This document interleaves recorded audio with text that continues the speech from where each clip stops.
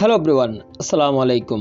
এই ভিডিওতে আমি আপনাদের সাথে তুলে ধরার চেষ্টা করেছি উত্তরবঙ্গের বেশ জনপ্রিয় এবং কি পুরনো একটি অপারেটর সম্পর্কে কিছু বিস্তারিত তথ্য। তবে যদিও 1983 সালে সর্বপ্রথম আরজি পরিবহন নাম দিয়ে তাদের যাত্রা শুরু হয়, পরে 2089 সালে দেবাশিস কাপড়িয়ে নাম পরিবর্তন করে ইগল পরিবহন নাম দিয়ে সর্বপ্রথম ঢাকা, যশোর, খুলনা রুটে লঞ্চ পারাপার চালু হয় তাদের। এবং এই দেবাশিস কাপড়িয়ে ছিলেন ইগল পরিবহনের প্রথম ওনার, যদিও বর্তমানে তাদের এই বাসগুলো তার ছেলেরা পরিচালনা করছে। তবে এখানে এর চেয়ে বড় কষ্টদায়ক হচ্ছে ইগল পরিবহনের সর্বপ্রথম রুট ছিল ঢাকা খুলনা রোড, এবং যে রোড দিয়ে তাদের পথ চলা শুরু হয়েছিল বর্তমানে সেই রোডে তাদের সার্ভিস বন্ধ, কারণ যে পরিমাণে তারা যাত্রীদের সার্ভিস দিয়ে যাচ্ছে তারা যাত্রীদেরকে ঠিকঠাক মতো সন্তুষ্ট করতে পারছে না। এছাড়া বর্তমানে ভিডিওটিতে আপনারা যে বাসটিকে দেখতে পাচ্ছেন ফেনী জেলার ভিতরে, এই বাসটি বর্তমানে অনেকদিন যাবত এখানে অবহেলায় পড়ে রয়েছে, মালিক ফকর যেন খুঁজে নেই এই সমস্ত বাসগুলো সম্পর্কে। তবে ইগল পরিবহনের শুধুমাত্র এখানে যে একটি বাস পড়ে রয়েছে তাও কিন্তু না, বাংলাদেশের বিভিন্ন জায়গায় এবং বিভিন্ন অঞ্চলে ইগল পরিবহনের এই সমস্ত বাসগুলো এভাবেই পড়ে রয়েছে। তবে কেন অথবা কি কারণে এবং কিভাবে এই বাসটি এখানে আসলো তা কিন্তু কেউ জানে না এখানে। এবং এই বাসটিকে আপনারা যদি একটু ভালোভাবে লক্ষ্য করেন তাহলে দেখা যাচ্ছে এই বাসটির অবস্থা কতটা খারাপ হয়ে গেছে এবং কি বাসটির মেইনটেনেন্স অবস্থা কোথায় গিয়ে পৌঁছেছে। এবং কি আমি বাসের ভিতরেও কিন্তু দেখেছি বাসের ভিতরে একেবারে অনেকটাই বাজে অবস্থা হয়ে গেছে। এবং কি ঠিক এইভাবে আমাদের দেশের বাস মালিকদের কাছে একটি একটি করে হারিয়ে যায় কোটি টাকার সম্পদগুলো শুধুমাত্র অবহেলার কারণে।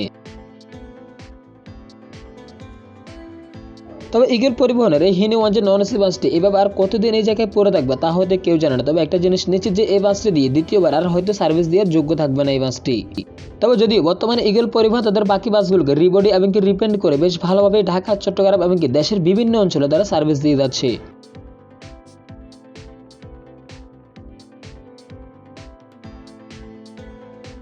এছাড়াও তাদের বহরে কোরিয়ান, হুন্দাই এবং কি ভারতীয় আশোক লেল্যান্ড হিন-ওয়ান যে এসি এবং কি নন এসি সহ বিভিন্ন মডেলের বাস দিয়ে তারা যাত্রীদের সেবা দিয়ে থাকে। তবে যদি এই বাসটি এখানে কি কারণে পড়ে রয়েছে তা হয়তো কখনো জানাও যাবে না। তবে এক সময়ের উত্তরবঙ্গের রাজকীয় অপারেটর হচ্ছে ইগল পরিবহন। বর্তমানে তাদের এই বাসগুলোর জন্য দুর্দশার কারণ হচ্ছে তাদেরই ম্যানেজমেন্টের দায় থাকবে। তবে এই ইগল পরিবহনের বাসটি যদি চাকা, টায়ার সহ বাসের গ্লাস এবং কি বডির সিট সহ সবকিছু যদি এখানে যদি দীর্ঘদিন অবস্থা যদি পড়ে থাকে, নষ্ট হয়ে যায়, তারপরে কিন্তু হিন-ওয়ান যে বাস যেহেতু এই বাসটি এখনো সার্ভিস দিতে পারবে। কারণ বাংলাদেশের রাস্তায় হিন-ওয়ান যে বাসগুলো যেভাবে নিজেকে মানিয়ে নিয়েছে তা অন্য কোনো ব্র্যান্ডের বাস এখন পর্যন্ত সেভাবে মানিয়ে নিতে পারে না। হিন-ওয়ান the bus of the most option হবে বাংলাদেশের রাস্তায়। তবে যদিও এখনো কিন্তু এই ইগল পরিবহন সম্পর্কে কিন্তু বেশ অনেকটাই অভিযোগ উঠে আসছে যাত্রীদের কাছ থেকে।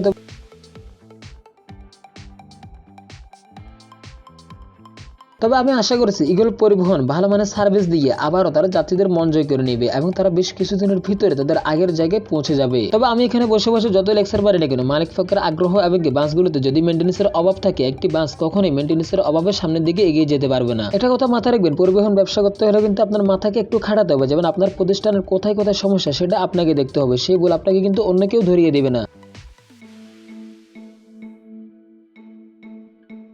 যদি আপনার বাসে উঠে যদি যাত্রীরা যদি ভ্রমণে যদি কোনো আনন্দ না পায়, তাহলে সেই যাত্রীগুলো দ্বিতীয়বার আপনার বাসে ভ্রমণ করা তো প্রশ্নই উঠে না। তো ইগল পরিবহন সম্পর্কে এই ভিডিওটি আপনাদের কাছে কেমন লেগেছে তা অবশ্যই কমেন্টস করে জানিয়ে যাবেন। এমনকি ইগল পরিবহনের এই বাসটি কেন এতদিন যাবত এই এক জায়গায় পড়ে রয়েছে তা অবশ্যই কমেন্টস করে আমাদের ভিউয়ার্সের মাধ্যমে শেয়ার করবেন। দেশের পরিবহন জগৎ রিলেটিভ যে কোনো তথ্য জানতে অবশ্যই আমাদের ট্রান্সপোর্ট অফ বিডি এই চ্যানেলটি সাবস্ক্রাইব করে পাশে থাকবেন, এবং যারা অলরেডি সাবস্ক্রাইব করে রেখেছেন তাদেরকে জানাই অসংখ্য অসংখ্য ধন্যবাদ। দেখা হবে নেক্সট কোনো ভিডিওতে।